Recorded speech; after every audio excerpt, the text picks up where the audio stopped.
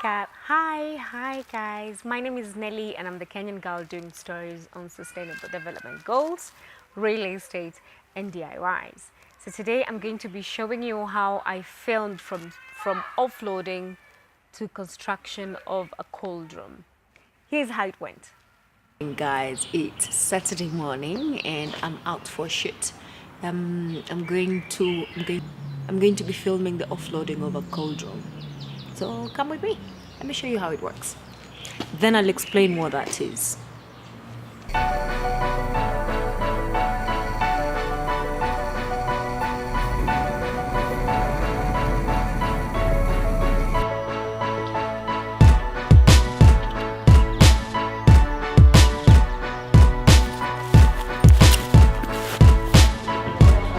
I want to the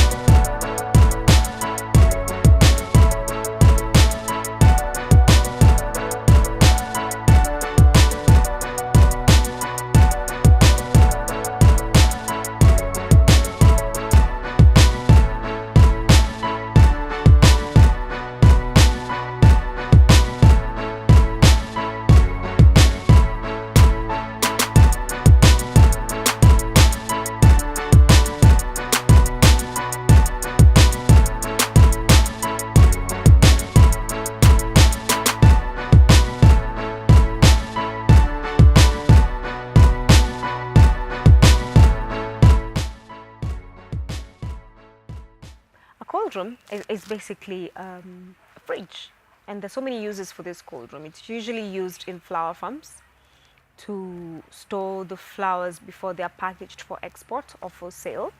It can also be used for storage of produce. You know, if sometimes if you've harvested a lot more than what you expected, then you have to store this produce and use it in bits and bits, or sell it in bits and bits. Or sometimes a cold room can be used to store produce. Yes? What?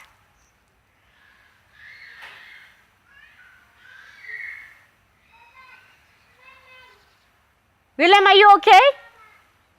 Sometimes you can store your produce in the cold rooms, speculate until this produce is scarce in the market, and then you sell it at a good profit. So there's so many functions of a cold room.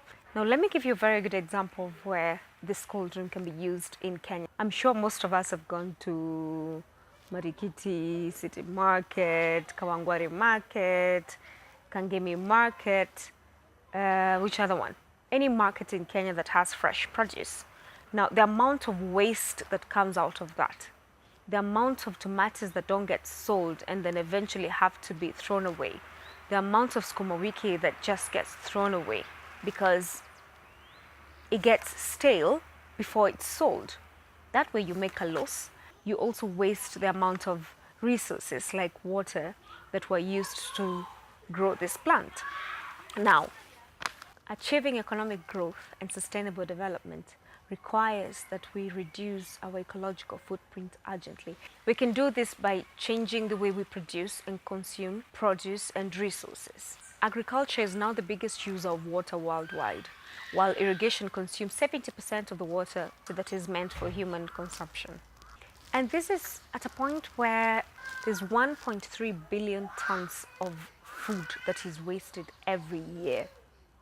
Imagine what has gone down. All the water that you used to plant, all the money that you spent on labor, hiring people to dig the garden, hiring people to prune, the fertilizer that you used, generally farm inputs that you spent on that, all the time that you waited, all has gone to waste. Yeah. Now, how can we buy time for perishable goods? It's by getting a cold room. Now, if all our markets had a cold room, say you have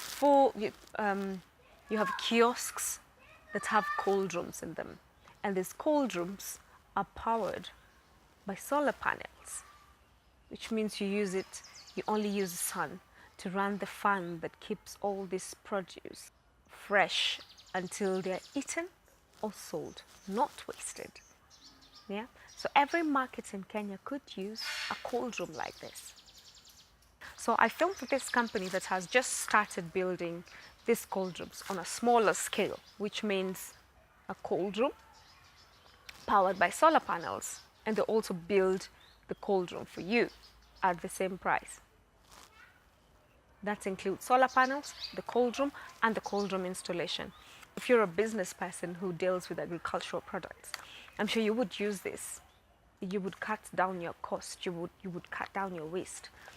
This is an idea for boss babes, the freelancers of Kenya. Would you call the male version of boss babe? Yes, those ones. We live in a country where most people don't have social security. Like civil servants where you're guaranteed a pension or something. So this is one way that you could start investing for the future.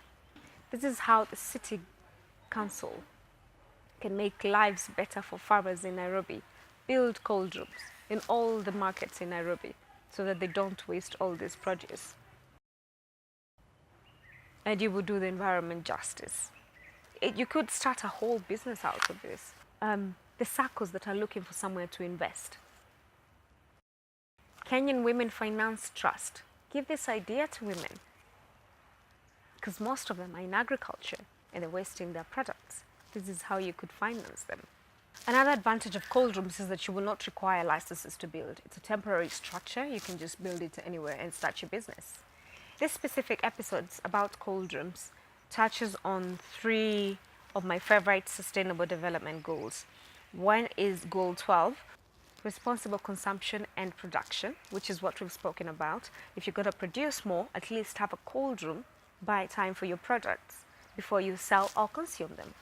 Another one is sustainable citizen communities. Another one is goal 9, which is industry, innovation, and infrastructure. Solar energy technology.